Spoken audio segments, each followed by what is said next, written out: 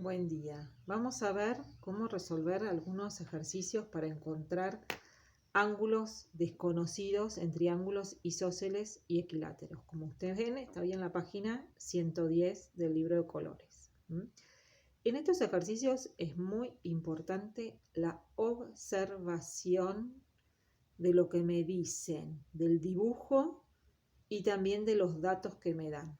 En el triángulo ABC, AB es igual a AC y el ángulo ABC es igual a 35. Y tengo que encontrar las medidas de los ángulos ACB y BAC.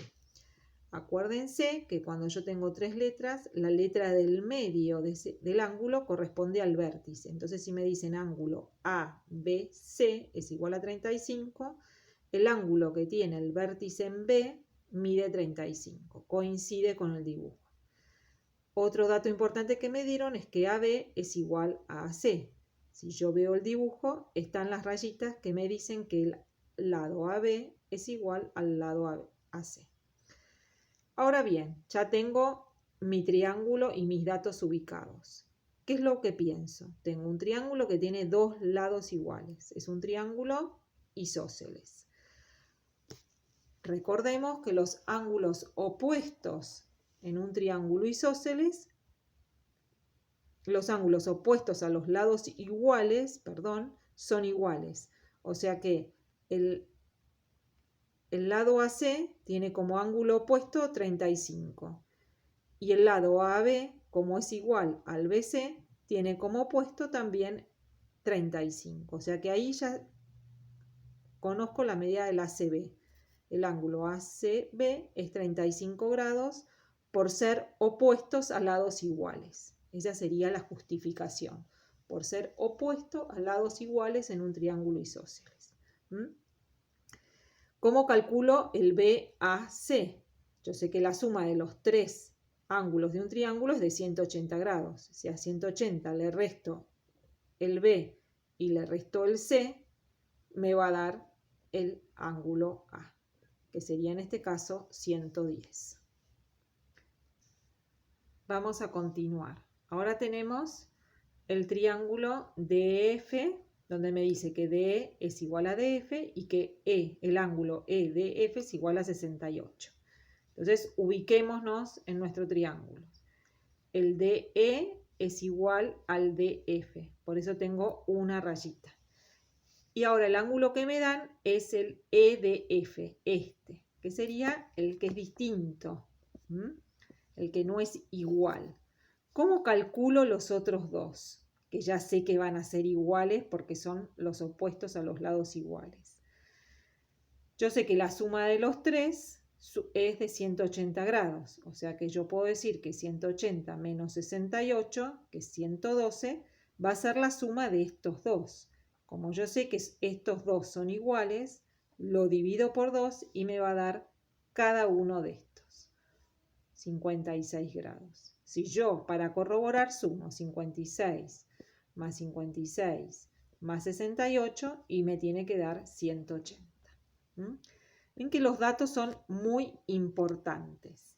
Vamos a hacer uno más de estos.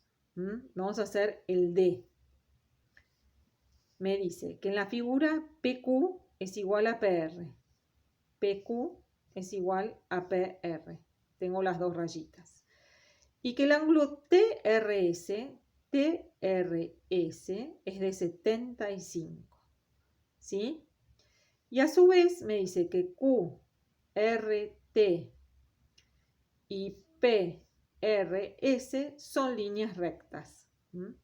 ¿Con esto qué me está queriendo decir con las líneas rectas? Me está marcando ángulos exteriores. Este ángulo que yo marqué en gris es exterior al ángulo PRQ. ¿Sí? El PRT y PRQ suman los dos 180, uno es exterior y el otro es interior.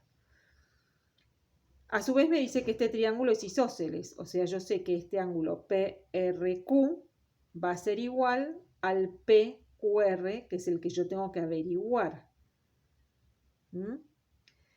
Este de 75, ¿cómo es con respecto a PRQ? son los dos iguales porque son opuestos por el vértice. Al ser opuestos por el vértice son iguales.